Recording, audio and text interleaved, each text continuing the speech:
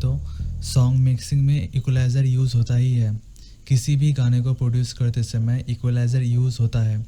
Equaliser का काम ये होता है कि ये आपके चॉइस के हिसाब से किसी पर्टिकुलर साउंड या किसी इंस्ट्रूमेंट की साउंड की फ्रीक्वेंसी को आपकी नीड्स के अनुसार बूस्ट या फिर बंद कर देती है।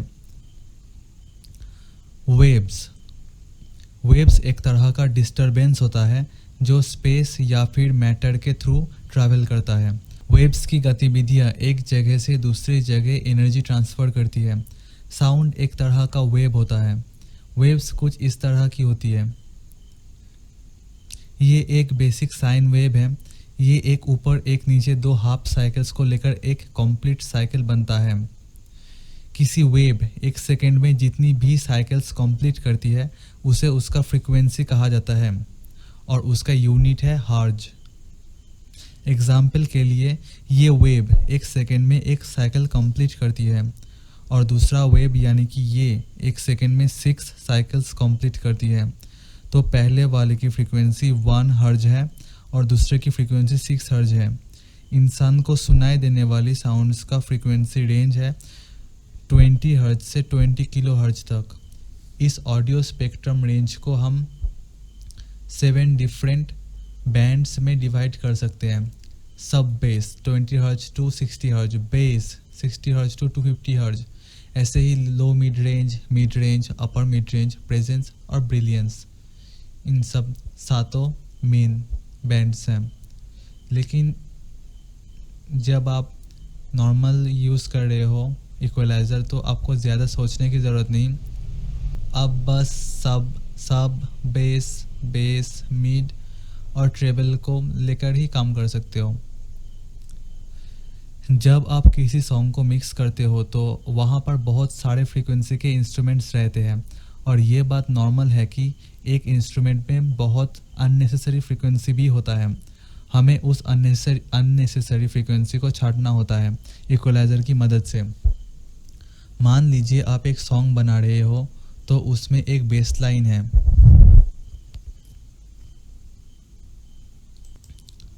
मान लीजिए आप पियानो से एक सॉन्ग बना रहे हो तो वहाँ पर इस इन नोट्स में बेस फ्रीक्वेंसी है। तो जब हम इन नोट्स को यूज़ करेंगे तो हमें छांटना होगा इसकी बेस फ्रीक्वेंसी को।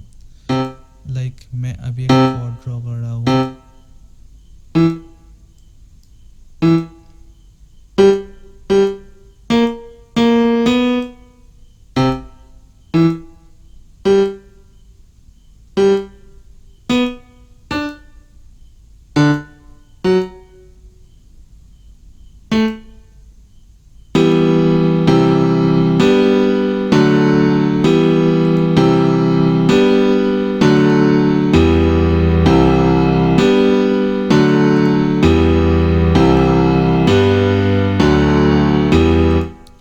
अभी आप देख पाओगे इसमें बेस फ्रीक्वेंसी है। अब हम एक बेस लाइन लेते हैं।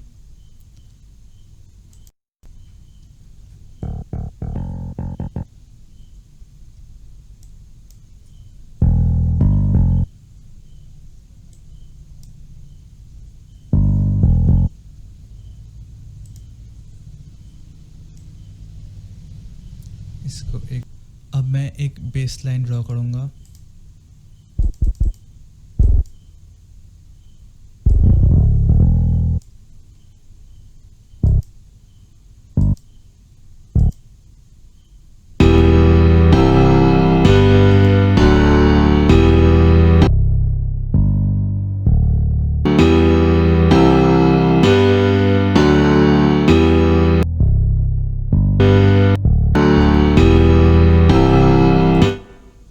ये कुछ ऐसा सुनाई दे रहा है। अभी इनके बेस नोट्स आपस में फाइट कर रहे हैं। तो मैं यहाँ पर इस पियानो में एक इक्वलाइज़र लोड कर लेता हूँ।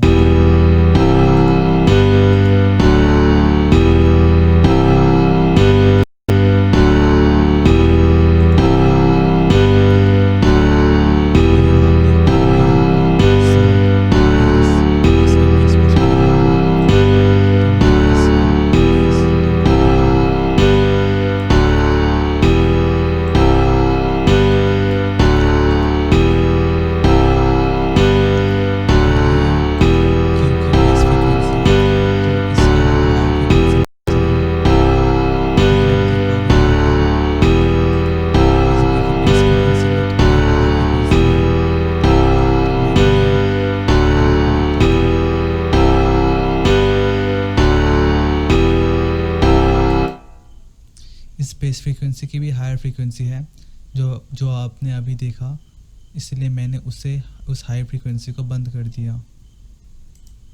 तो अब हम दोनों को कंपेयर करेंगे।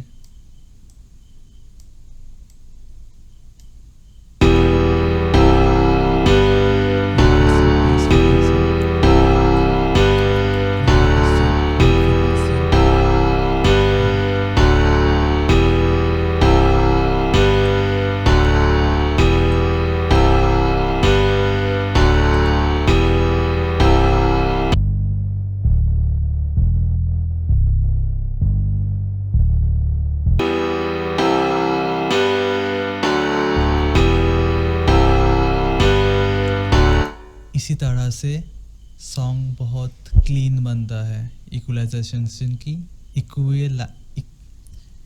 इक्विलाइजेशन की मदद से। इक्विलाइजेशन की मेन काम ये है कि सारे इंस्ट्रूमेंट्स की जोन को सेपरेट कर देना। यहाँ पर आप देख पा रहे होंगे सारे frequency Jones.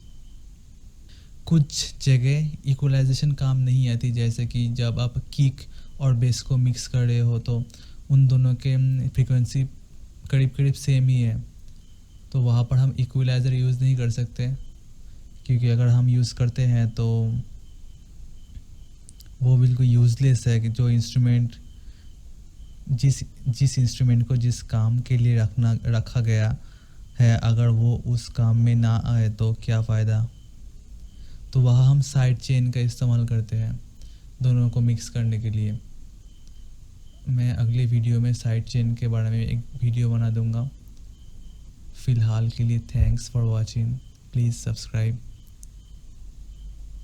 And like. Thank you.